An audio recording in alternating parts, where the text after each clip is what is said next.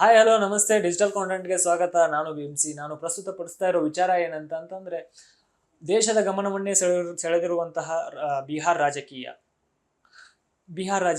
ಏನಂತಂದ್ರೆ ಕಳೆದ 26 ವರ್ಷಗಳವರೆಗೂ ಮುಖ್ಯಮಂತ್ರಿಯಾಗಿ ಕಾರ್ಯಭಾರ ಮಾಡಿದಂತಹ ನಿತೀಶ್ ಕುಮಾರ್ ಅವರು ನಿನ್ನೆ ರಾಜ್ಯಸಭೆಗೆ ಒನ್ ವೇ ಟಿಕೆಟ್ ಪಡೆದಿದ್ದಾರೆ. ಯಾಕೆ ಸಡನ್ಲಿ ಈ ತೀರ್ಮಾನವನ್ನು ತೆಗೆದುಕೊಂಡ್ರು? ಯಾಕಂತಂದ್ರೆ ಕಳೆದ 2 ದಶಕಗಳಿಂದ ನಿತೀಶ್ ಕುಮಾರ್ ಅವರು ಬಿಹಾರಿಗೆ ಒಂದು ರಾಜಕೀಯ ಮೂಲಾಧಾರವನ್ನು ರೂಪಿಸಿಕೊಟ್ಟವರು ಅನ್ನುವಂತಹದ್ದು ಅಲ್ಲಿನ ಜನರ ಬಾಯಲ್ಲಿ ಬರುವಂತಹದ್ದು ಮತ್ತೆ ರಾಜಕೀಯ ವಿಶ್ಲೇಷಕರ ಬಾಯಿಂದ ಬರುವಂತಹದ್ದು. ಈ ನಿತೀಶ್ ಕುಮಾರ್ ಅವರು ಕಳೆದ 2 ದಶಕಗಳ ಕಾಲ ಬಿಹಾರ್ನಲ್ಲಿ ಆಯ್ಕೆಗೊಳ್ಳುವುದಕ್ಕೂ ಕೆಲವೊಂದಿಷ್ಟು ಕಾರಣಗಳಿವೆ. ಒಂದು, ಅವರು ತಂದಿರುವಂತಹ ಯೋಜನೆಗಳು ಮತ್ತೆ ಅವರಿಗಿರುವಂತಹ ಪರಿಕಲ್ಪನೆಗಳಿಂದ ಅವರು 2 ದಶಕಗಳ ಕಾಲ ಮುಖ್ಯಮಂತ್ರಿಗಳಾಗಿ ಆಳಿದ್ರು. ಆದರೆ ಈ ಸಡನ್ ಬದಲಾವಣೆಗೆ ಏನು ಕಾರಣ ಎನ್ನುವುದಕ್ಕೆ ಇನ್ನೂ ಪೂರ್ಣವಾದ ಮಾಹಿತಿ ಅಂತೂ ಲಭ್ಯವಿಲ್ಲ. ಆದರೆ ಅವರು ರಾಜ್ಯಸಭೆ ತ್ಯಜಿಸಿರುವುದಕ್ಕೆ ಒಂದು JDU ಹಾಗೂ ಪುತ್ರನ ಭವಿಷ್ಯಕ್ಕಾಗಿ ಈ ನಿರ್ಧಾರ ತಗೊಂಡಿರಬಹುದು ಮತ್ತು ಅವರ ಆರೋಗ್ಯದಲ್ಲಾಗುತ್ತಿರುವಂತಹ ಏರುಪೇರಿನ ಸಮಸ್ಯೆಯಿಂದ ಈ ನಿರ್ಧಾರವನ್ನು ತೆಗೆದುಕೊಂಡಿರಬಹುದು ಎನ್ನುವುದು ರಾಜಕೀಯ ವಲಯಗಳಿಂದ ಕೇಳಿಬರ್ತಾ ಇದೆ. ಎನ್ನುವಂತಹ ಮಾತುಗಳು ರಾಜಕೀಯ ವಲಯದಿಂದ ಕೇಳಿಬರ್ತಾ ಇದೆ.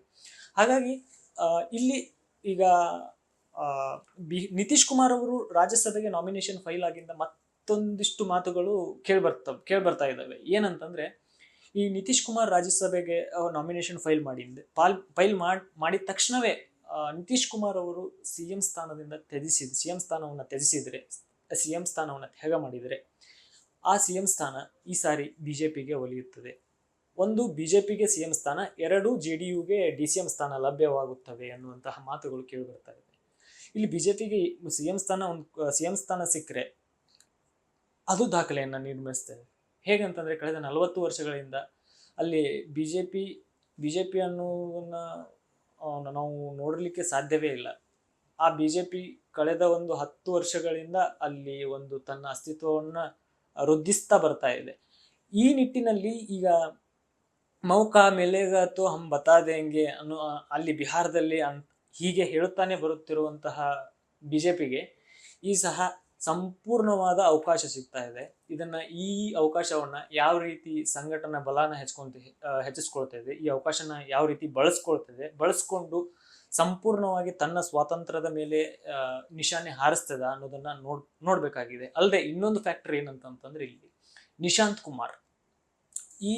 ಕುಮಾರ್ ಏನು ಈ ನಾಮಿನೇಷನ್ ಫೈಲ್ ಮಾಡೋಕ್ಕಿಂತ ಮುಂಚೆನೆ ನಿಶಾಂತ್ ಕುಮಾರ್ ಅವ್ರದ್ದು ಕೆಲವೊಂದಿಷ್ಟು ಟ್ವೀಟ್ಸು ಎಲ್ಲ ಓಡಾಡಿದ್ವು. ಆ ತಕ್ಷಣನೇ JDU ಕಾರ್ಯಕರ್ತರೆಲ್ಲ ಹೇಳಿದ್ರು ನಿಶಾಂತ್ ಕುಮಾರ್ ಅವ್ರನ್ನ ರಾಜಕೀಯ ಪ್ರವೇಶ ಮಾಡ್ತಾರೆ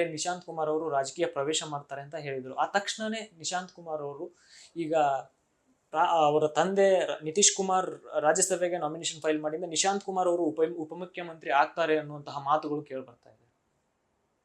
ಹಾಗಾಗಿ ಈ ಬಿಜೆಪಿ ಈ ಅವಕಾಶನ ಯಾವ ರೀತಿ ಬಳಸ್ಕೊಳ್ಳುತ್ತೆ, ಮತ್ತೆ ನಿಶಾಂತ್ ಕುಮಾರ್ ಅವರು ಯೂತ್ ಐಕಾನ್ ಆಗಿ ಹೊರಹೊಮ್ತಾರ? ಇನ್ನೊಂದು ಮುಖ್ಯವಾದ ಗಂಭೀರವಾದ ಪ್ರಶ್ನೆ ಏನಂತಂದ್ರೆ ಈ ಮುಖ್ಯಮಂತ್ರಿ ಆಯ್ಕೆ ವಿಚಾರದಲ್ಲಿ RJD ನಾಯಕ ತೇಜಸ್ವಿ ಯಾದವ್ ಅವರು ಇದನ್ನ ಯಾವ ರೀತಿ ಬಳಸ್ಕೊಳ್ಳುವ ಸಾಧ್ಯತೆ ಇದೆ ಅಂತಂದ್ರೆ ಈಗಾಗಲೇ ಸುದ್ದಿನೂ ಬರ್ತಾ ಇದೆ, ಈಗಾಗಲೇ ಕೇಳ್ಬರ್ತಾ ಇರುವಂತಹ ಮಾತುಗಳು ಬಿಹಾರಿ ವರ್ಸಸ್ ಬಾಹರಿ ಅನ್ನುವಂತಹ ಮಾತು ಕೇಳ್ಬರ್ತಾ ಇದೆ. ಅಲ್ಲದೆ ಹಿಂದುಳಿದವರ ಸಮಸ್ಯೆಗಳನ್ನ ಟ್ರಂಪ್ ಕಾರ್ಡ್ ಇಟ್ಕೊಂಡು ಆ ಮುಖ್ಯಮಂತ್ರಿ ಆಯ್ಕೆ ವಿಚಾರದಲ್ಲಿ ತೇಜಸ್ವಿ ಯಾದವ್ ಅವರು ಈ ಸಂದರ್ಭನ ಬಳಸ್ಕೊಳ್ಳುವಂತ ಸಾಧ್ಯತೆ ಇದೆ. ಇಂಥ ಸನ್ನಿವೇಶದಲ್ಲಿ, ಇಂಥ ಸಿನಾರಿಯೋದಲ್ಲಿ ಬಿಜೆಪಿ ಹಾಗೂ JDU ಯಾವ ರೀತಿ ಇದನ್ನ ಎದುರಿಸುತ್ತವೆ ಅನ್ನೋದನ್ನ ನೋಡ್ಬೇಕಾಗಿದೆ. ಯಾಕಂತಂದ್ರೆ ಇದು ಕೇವಲ ಈಗ ಆಗಿರೋದು ಟ್ರೇಲರ್ ಮಾತ್ರ, ಪಿಕ್ಚರ್ ಅಭಿ ಬಾಕಿ ಹೇ, ಪಿಕ್ಚರ್ ಇನ್ನು ಮುಂದಿದೆ. ಹಾಗಾಗಿ ಬಿಹಾರದ ರಾಜಕೀಯ ಪರಿಸ್ಥಿತಿಯನ್ನ ಮುಂದೆ ಅದು ಯಾವ ರೀತಿ ಬಿಜೆಪಿ ಮುಖ್ಯಮಂತ್ರಿ ವಿಚಾರದೊಳಗೆ ಬಿಜೆಪಿ ಹಾಗೂ JDU ಯಾವ ರೀತಿ ಹೆಜ್ಜೆ ಇಡ್ತದೆ, ಅದನ್ನ RJD ಯಾವ ರೀತಿ ನೋಡ್ತದೆ, ಆಮೇಲೆ ನಿತೀಶ್ ಕುಮಾರ್ ಮತ್ತು ಅವರ JDU ನಿಶಾಂತ್ ಕುಮಾರ್ ಅವರ ಭವಿಷ್ಯ ಮುಂದೆ ಏನಾಗಲಿದೆ ಅನ್ನೋದನ್ನ ಕಾದು ನೋಡ್ಬೇಕಾಗಿದೆ. ಧನ್ಯವಾದ.